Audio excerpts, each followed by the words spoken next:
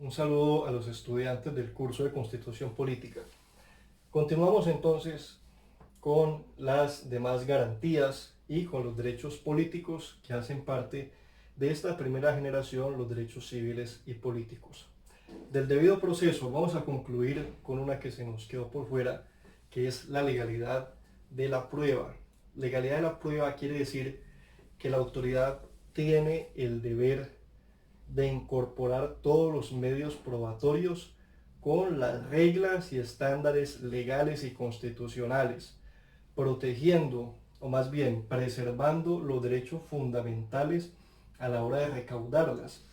Hay algunas pruebas especiales que afectan el derecho a la intimidad de las personas, que afectan de algún modo la integridad personal. Entonces tiene que haber un especial cuidado a la hora de obtener estos medios de prueba.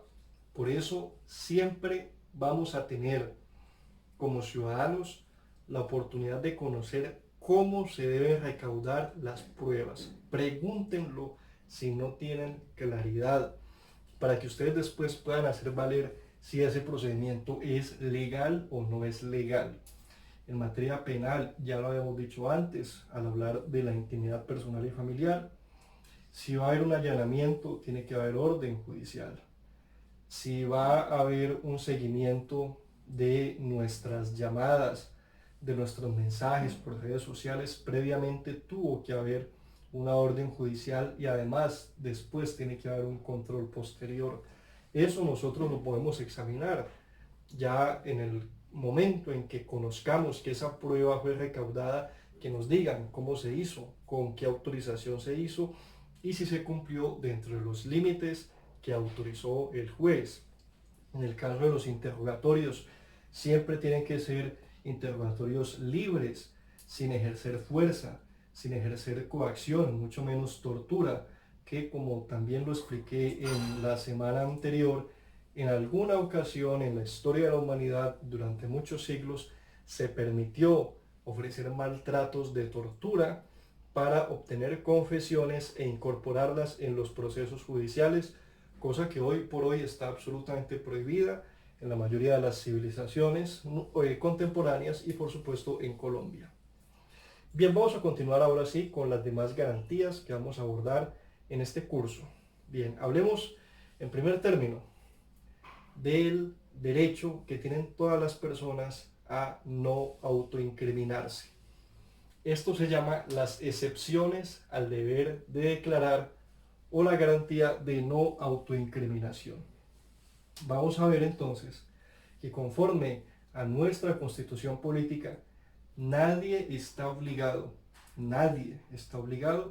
a declarar en contra de sí mismo, ni en contra de su cónyuge, es decir, su esposo o su esposa, ni en contra de su compañero permanente o compañera permanente, ni de sus parientes en el cuarto grado de consanguinidad, segundo de afinidad o primero civil. Esta tarea de los parentescos se las voy a dejar, la primera, la de los grados de consanguinidad, hasta dónde llega el cuarto grado de consanguinidad. Búsquenlo ustedes por iniciativa propia. Vamos a explicarlo de todas maneras, así someramente, para no dejar el tema allí. Por supuesto, el parentesco por consanguinidad, pues es el de los vínculos de sangre. Entonces aquí hablamos de los padres, abuelos, hijos, nietos, los tíos, los primos, etcétera, los hermanos, sobrinos. Esos son parentescos de consanguinidad. Les insisto, ya les dejaré de tarea que ustedes miren hasta dónde se extiende ese cuarto grado de consanguinidad. El parentesco de afinidad. El parentesco de afinidad es el que normalmente se denomina parentesco político, es decir, el que se tiene respecto de los parientes de quien es esposa, esposo o compañero o compañera permanente. Allí está entonces la suegra, el suegro, los cuñados están allí dentro de ese parentesco de afinidad. Y el parentesco civil en Colombia solamente es uno. El parentesco civil es el que existe entre los padres adoptantes y el hijo o los hijos adoptivos. La adopción El proceso de adopción genera un parentesco civil y solamente está el caso del padre adoptante, hijo adoptivo. Cualquier duda que les surja sobre este tema la pueden formular a través de los foros que están establecidos para el curso. Entonces, frente a estas personas, frente a este grupo de personas, por los especiales vínculos de afectos que se sostienen, se ha mencionado que tampoco existe obligación de declarar. Así el delito sea muy grave, así el delito indigne a toda la comunidad colombiana y salga por redes sociales y en todas las noticias, su pariente es su pariente, su cónyuge es su cónyuge, su compañera permanente. Y el Estado no lo puede obligar a usted a que declare en contra de ellos, ni tampoco a declarar en contra de sí mismo, que era algo que les mencionaba. A veces nos escandalizamos, mire, los capturaron, está el video, los denunciaron y cuando los llevaron ante el juez se declararon inocentes. Es su derecho, no declarar en contra de sí mismo. Nadie tiene por qué hacerlo. En materia penal, digamos que esta es una garantía de altísima relevancia y es el Estado quien debe probarle a las personas que cometieron una conducta penal y el Estado es quien tiene el deber de adelantar el proceso exitosamente, recaudar las pruebas legalmente para llegar a esa conclusión. Nadie tiene por qué entonces ofrecer en bandeja de plata su libertad. Es el Estado quien tiene el deber de adelantar los procesos y de cumplir con las condenas. Por más que la indignación diga lo que quiera decir, esta es una libertad, una garantía que costó muchos siglos al liberalismo y al movimiento, digamos, por los derechos humanos conseguirla y no se puede subvalorar así porque sí. Noten una curiosidad adicional que siempre destaco y es que entre los esposos, o sea, el esposo y la esposa, ellos no son parientes. La relación que tienen es la de cónyuges. Por eso, acertadamente, es alguna anotación curiosa que se dice. Hay una canción por ahí que dice, mi pariente somos, es correcta. Ya ustedes identificarán cuál es. No hay parentesco entre los cónyuges ni entre los compañeros permanentes, aunque sí están cobijados expresamente por este beneficio de no declarar en contra de ellos ni entre sí. Ahora, es el beneficio de no poder declarar. Ya si usted lo quiere hacer, lo puede hacer, pero el Estado no lo puede obligar. Es decir, una persona puede confesarse culpable o puede aceptar declarar en contra de algunos de sus parientes. Es una prueba válida, es posible hacerlo, pero nadie puede ser obligado a ello. También hay algunas personas que por su profesión, por el vínculo especial que establecen con su cliente o usuario, tienen este beneficio de no estar obligados a declarar, como es el caso del médico frente a su paciente, el sacerdote confesor frente al feligrés que le ha confesado algún delito, o el caso de los abogados frente a sus clientes también, contadores, etcétera. Ya ustedes tienen también aquí una oportunidad para investigar si la profesión o el programa que están estudiando está amparado por esta excepción al deber de declarar. Búsquenlo como una curiosidad para el caso de cada uno de ustedes, el caso que aplique. Bien, continuemos. Tenemos aquí también las penas prohibidas como parte de los derechos de garantía. En Colombia hay penas que no se pueden imponer constitucionalmente. Y vamos a hablar de tres en particular. Vamos a mencionar la cadena perpetua, el exilio y la confiscación de bienes. Además de estas tres penas prohibidas, también está la pena de muerte, sobre la cual ya hablamos, por eso no voy a volverla a considerar aquí. Pero claro, si agregamos la pena de muerte, entonces serían 4. Bien, prosigamos entonces. La cadena perpetua o la prisión perpetua se ha considerado que es contraria al principio de resocialización que tiene el derecho penal moderno liberal desde hace más de 400 o 500 años, que considera que a una persona no se le puede condenar a muerte en vida, tenerla en prisión como significándole que ya no tiene arreglo, que ya no tiene solución. Sabemos que este es un punto bastante debatido.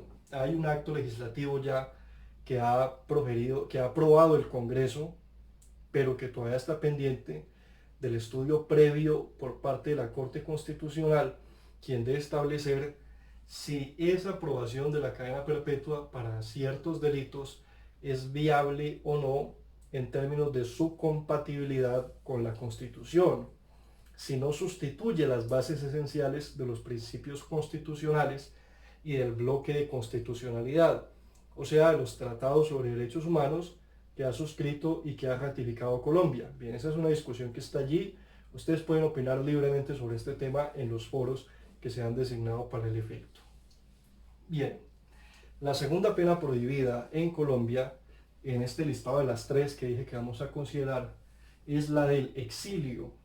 El exilio, exilar, que también se le conoce como desterrar a una persona, el destierro, implica condenar a un nacional colombiano a que no puede volver a pisar su patria. Es una pena, por supuesto, abrupta, es decir, muy fuerte, que implica romper el vínculo de nacionalidad que tiene toda persona con el suelo y con el cielo que le vio nacer, por decirlo de una forma poética. Entonces se ha considerado que en Colombia el Estado no se puede tomar esa atribución tan fuerte de decirle a un nacional colombiano que no puede volver a pisar el suelo que comprende las fronteras, el territorio de su nación. Esta entonces es una garantía constitucional también.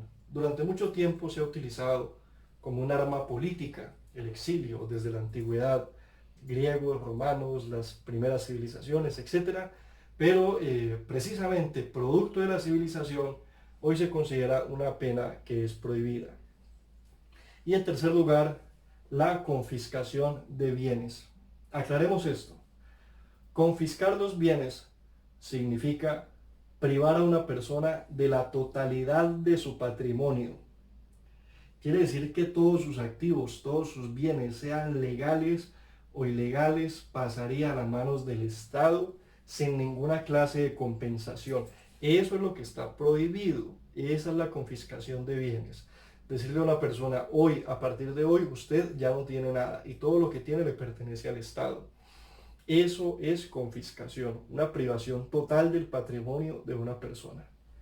No hay que confundir esta figura con otras dos que son medianamente parecidas, que son la extinción de dominio y la expropiación de bienes por motivos de utilidad pública o interés general. Entonces, una explicación breve sobre estas dos figuras parecidas pero no iguales a la confiscación de bienes. La extinción de dominio. La extinción de dominio se decreta únicamente sobre activos concretos y específicos, es decir, sobre una casa o sobre 2, 3, 4, 5 casas, lotes, fincas, computadores, vehículos, helicópteros, lo que sea, sobre los que se ha aprobado al menos una de dos cosas, para sintetizar, esto lo digo en términos generales. Se ha aprobado una de dos cosas. Primero, que fueron producto de dineros ilícitos, o sea, que se adquirieron por recursos que provienen del delito, sea el narcotráfico, del hurto, de la extorsión, etcétera, que se pueda acreditar eso.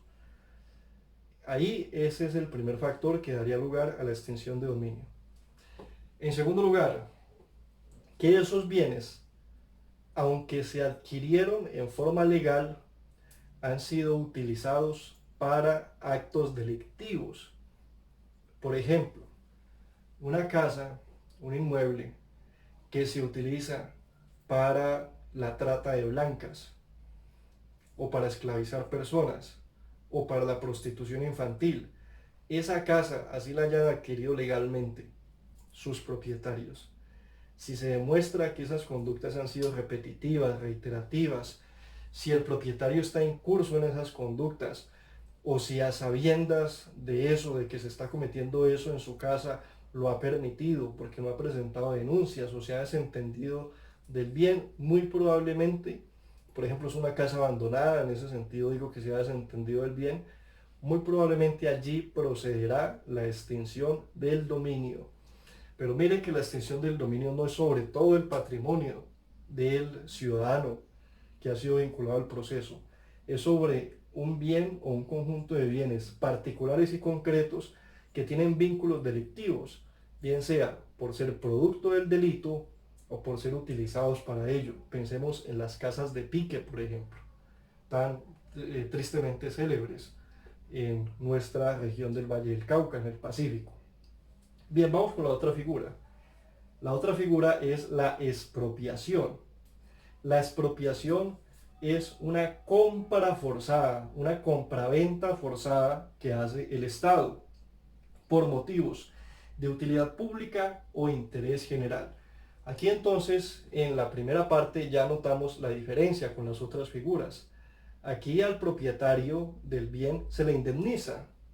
Hay una indemnización. Esto de la compra forzada lo digo así en términos alegóricos para que se entienda. Puede que técnicamente no sea la expresión más adecuada, pero es un ejercicio de autoridad del Estado. Se va a construir una carretera, algo que ha pasado en Tuluá y en Buga. Ustedes tienen ejemplos allí, tanto con la vía Panorama como con uno de los nuevos puentes que se ha hecho en Tuluá. Para poder hacer esa construcción por utilidad pública, el Estado necesita pasar por un predio particular, una casa, un lote, lo que sea.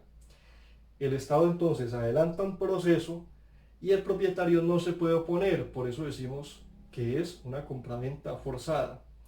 Lo único que puede hacer el propietario es solicitar que se le dé una compensación, una indemnización justa, que normalmente es el valor comercial que tiene el bien por el cual va a transitar, o en fin, en general, el bien que va a pasar ahora a propiedad del Estado. Entonces, como vemos, son tres figuras muy diferentes: confiscación de bienes, extinción de dominio y expropiación. Así tengan algunas similitudes, que en últimas es el hecho de la toma por parte del Estado, pero miradas de fondo, como lo acabamos de hacer, pues son categorías distintas. Bien, dicho esto, vamos a pasar a otro tema: la extradición. Es un tema muy complejo en nuestra historia constitucional, por lo que ya comentamos. En un principio, la extradición fue prohibida para los nacionales colombianos debido a la influencia del narcotráfico, influencia política y también influencia criminal, el múltiple asesinato de ministros, de jueces, de fiscales, de candidatos políticos, etcétera, en cantidades abrumadoras. Lo cierto es que a partir del 13 de diciembre de 1997, la extradición volvió a Colombia al orden constitucional y volvió con tres requisitos que son los que vamos a estudiar. Bien, para que proceda la extradición, constitucionalmente tenemos tres requisitos, insisto. El primero se llama reciprocidad legislativa o doble tipificación. Reciprocidad legislativa o doble tipificación.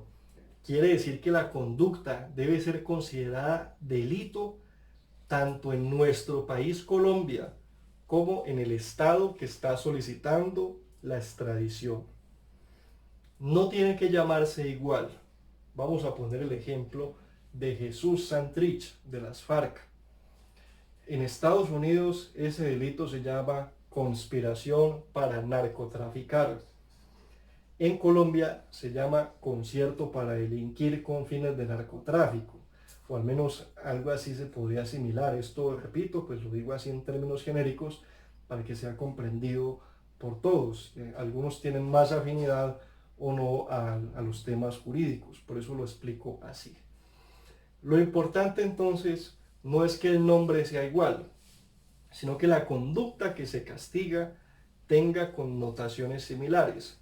Siendo así, entonces habrá doble tipificación o reciprocidad legislativa. Bien, ese es el primer requisito.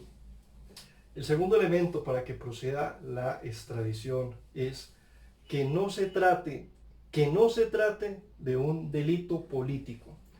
¿Cuáles son los delitos políticos? Los delitos políticos son aquellos en los que el ciudadano se insubordina o se rebela en contra del Estado, en contra de la estructura institucional de poder.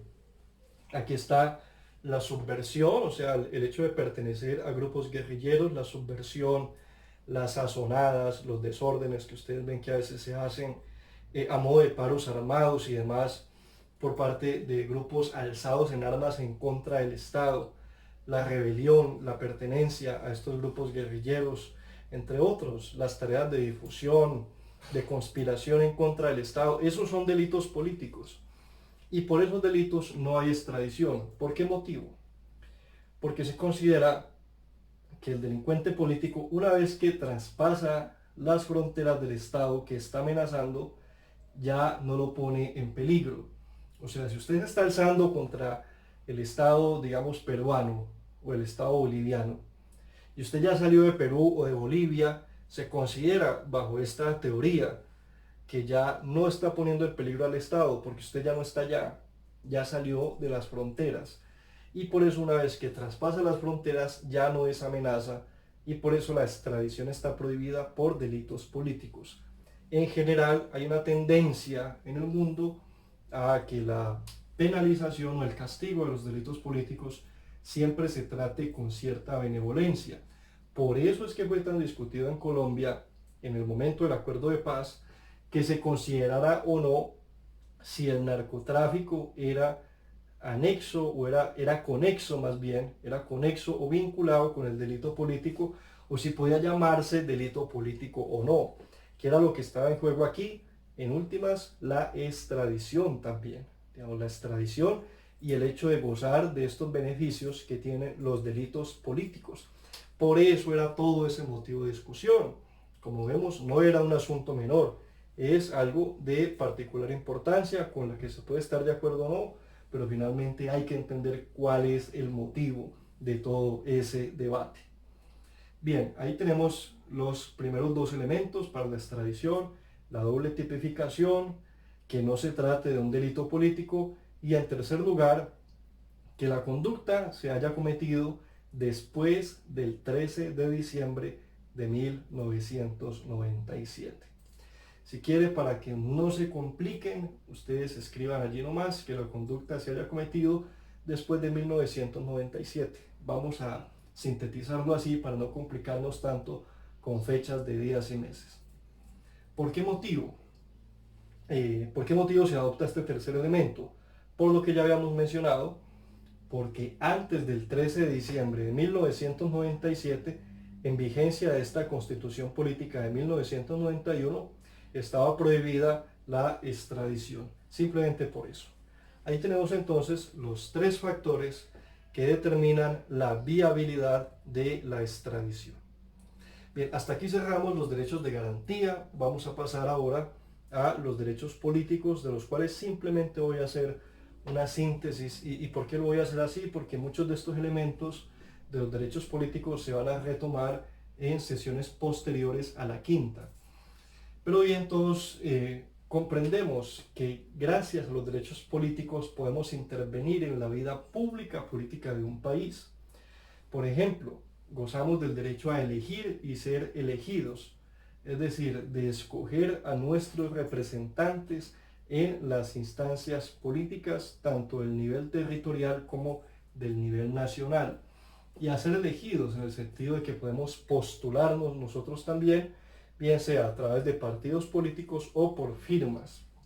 Ahora, es claro que en la vida práctica no todo el mundo se puede postular a elecciones porque existen diversas limitantes, porque presentarse a un consejo municipal cuesta dinero, presentarse a una alcaldía también. Lamentablemente son problemas que las democracias tienen que buscar la manera de resolverlas y no son exclusivas de Colombia. También en otras naciones, Europa, en Estados Unidos, se discute sobre la incidencia que tiene la financiación de las campañas en el verdadero ejercicio de estas facultades de elegir y ser elegidos como derechos políticos de los que debemos gozar todos. También es verdad que hay que ponerle un cierto tope de seriedad a la constitución de partidos. Colombia ya tuvo una experiencia a inicios de la década del 2000, cuando se llegaron a constituir más de 50, 60 partidos políticos. Cada uno de estos partidos podía pedir avales y lo que sucedió es que los grupos criminales aprovecharon para presentar candidatos a nombre de esos partidos. Entonces en Colombia es muy difícil organizar el ejercicio político por esos motivos, por el problema de la financiación por un lado, y por otro porque si se abre mucho la posibilidad de dar avales a una gran cantidad de personas, porque existen diversos partidos políticos, lo más probable que vamos a tener es que la criminalidad aproveche para hacerse parte de esas elecciones, y pues eso por supuesto es bastante negativo en nuestro contexto de violencia. Por otra parte, los ciudadanos tienen derecho a constituir partidos, que es en gran medida lo que estamos mencionando. Sin embargo, los partidos tienen una limitación, y es que deben superar el umbral en las elecciones al Congreso, el que esté definido en la ley del momento. Y aquí hemos oscilado en Colombia entre el 3 y el 2%, y digamos que esa es una traba de tipo formal para constituir partidos. Esto simplemente lo señalo como una curiosidad, sobre esto pues no vamos a profundizar. Me interesa decir sí que parte de nuestros derechos políticos es el de interponer acciones públicas, de hacer veedurías ciudadanas, participar en la vida política a través de esa manera, del control de recursos públicos, presentando acciones populares, acciones de constitucionalidad, de inconstitucionalidad mejor, nulidad por inconstitucionalidad, de presentar recursos en contra de los decretos que presentan las alcaldías y gobernaciones que son de carácter general, presentar demandas, todo ese tipo de cosas, acudir a los mecanismos legales que están establecidos para ejercer control sobre la administración.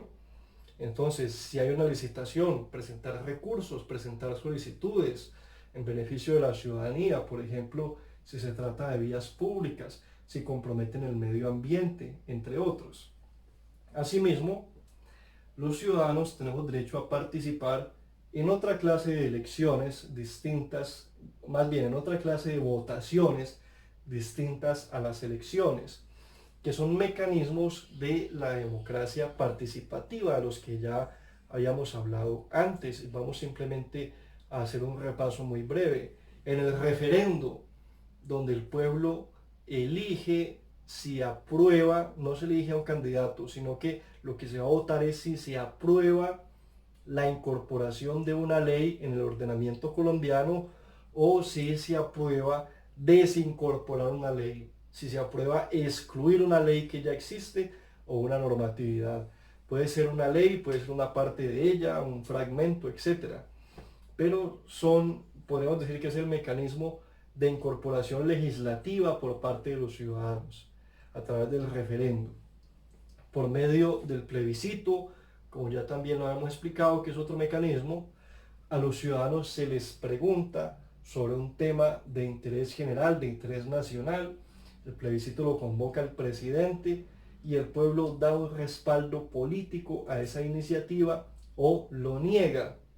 El plebiscito solamente obliga al presidente. Por eso en la presidencia anterior hubo una cierta jugada de astucia. La jugada de astucia fue que el acuerdo de paz se refrendara. Cuando ustedes escuchan refrendar, uno se imagina referendo. Pero si eso hubiese sido así, la decisión sobre el acuerdo de paz habría sido obligatoria para todos los poderes públicos. Y en ese sentido, el éxito del no habría implicado el fracaso del acuerdo de paz. Por eso la jugada de astucia a la que me refiero es que la refrendación no se hizo por referendo, como era lo natural y obvio, lo que todo el mundo esperaba, sino a través del plebiscito, porque el plebiscito simplemente es el respaldo a una iniciativa política que solo obliga al presidente. Y por eso, en este caso, quien terminó de cumplir la refrendación fue el Congreso, porque la rama legislativa es distinta del Poder Ejecutivo en cabeza del presidente de la República, para que ustedes noten esa curiosidad y la importancia de conocer los alcances de los mecanismos constitucionales. Tenemos también la consulta popular, que ustedes tal vez recuerdan la última, que fue la consulta anticorrupción, donde también se ofrece un respaldo de la ciudadanía, un respaldo o una desaprobación a la iniciativa de ciertos trámites legislativos. En este caso era sobre 7 preguntas que el Congreso tramitó o que se solicitaba que el Congreso tramitara. La consulta podría haber generado un efecto jurídico, pero como pasa con todos estos mecanismos, y ya lo hemos comentado antes, normalmente no se alcanza a superar el umbral. Y eso hace o eso comporta que muchas veces los referendos, las consultas y los plebiscitos no alcancen el efecto jurídico necesario, porque no se consiguen las firmas o porque habiendo conseguido las firmas el día de la votación no se alcanza el número, el porcentaje electoral necesario para que el sentido de la votación sea favorable o desfavorable, el sí o el no, alcance los efectos jurídicos que se necesitan. Bien, otro mecanismo de nuestra vida política es el cabildo poco utilizado, aunque sí que podría ser bastante efectivo, y es cuando los consejos municipales, las entidades ya del orden territorial principalmente, o incluso también lo puede hacer, por supuesto, la asamblea, convocan a la ciudadanía a a pronunciarse sobre un tema puntual de interés de la autoridad territorial que convoca. Estos cabildos fueron fundamentales en la historia de nuestra independencia, porque así fue como se promovió la declaración de nuestra libertad de España. Este es un mecanismo, insisto, que las autoridades territoriales no han aprovechado como se debe, porque indudablemente está pensado para esa lógica, para que sean los municipios, para que sean los departamentos donde se escuche la voz de la ciudadanía sobre diferentes temas. Algunos lo han hecho por los temas de materia ambiental y les ha funcionado bien, piense a través de cabildos o a través de consultas. Lamentablemente, en nuestro contexto puntual del Valle del Cauca, estos han sido mecanismos que se han utilizado muy poco. Muy bien, vamos a continuar finalmente con una figura importantísima en materia de control de ejercicio político, y es la revocatoria del mandato, que solamente aplica para alcaldes y gobernadores. No está establecida para el presidente, fue una decisión legislativa, así fue como quedó consignado en nuestro ordenamiento. Entonces, para que haya revocatoria del mandato hay dos requisitos esenciales. Primero, se debe iniciar después de pasado el primer año de ejecución, tanto del alcalde como del gobernador. Y en segundo lugar, el motivo sustancial de la revocatoria tiene que ser que el alcalde o gobernador no ha cumplido su programa de gobierno. O sea, el que el alcalde o gobernador depositó en la notaría a modo de voto programático, que se suele llamar. Entonces, los ciudadanos que quieran promover una revocatoria tienen que confrontar el programa de gobierno con la ejecución del alcalde. Tienen que acreditar que hay un incumplimiento o una eficacia extrema y absoluta sobre esas promesas que se hicieron. Esto es muy importante porque uno de los motivos para haber denegado, para haber archivado el proceso que se inició contra el exalcalde de Bogotá, Enrique Peñalosa, es que no se señalaron incumplimientos de su programa político, sino únicamente una ineficiencia gubernamental. No basta con que el alcalde y el gobernador sea ineficiente. Lo que hay que probar es que ha sido ineficiente en el cumplimiento de los mandatos a los que él se comprometió en su programa de gobierno. Por eso se llama así, revocatoria del mandato, porque el mandato se da por parte de la ciudadanía frente a un programa político en particular, que es el que acoge el candidato que finalmente es elegido como alcalde o como gobernador. Importante entonces tener en cuenta esta característica para evitar fracasos rotundos como el de la alcaldía de Bogotá. Bien, tengo entendido que en otros municipios, en dos casos tal vez de actualidad, sí ha prosperado esta figura, que sería interesante ponerlo de presente por las consultas particulares, es decir, que voluntariamente quien desee pueda consultar dónde sí ha prosperado en Colombia la revocatoria del mandato y que lo publique en los foros para que podamos discutir sobre ello. Bien, hasta aquí dejamos entonces los derechos civiles y políticos explicados en su totalidad. para los apuntes les voy a solicitar por favor que expliquemos cuáles son los requisitos para conceder la extradición. Entonces la primera pregunta, los elementos, los tres presupuestos esenciales para conceder la extradición. Que expliquemos en qué consiste el derecho a la no autoincriminación, la garantía de no autoincriminación. Bien, y vamos a mencionar también, por favor, vamos a profundizar en tres derechos políticos.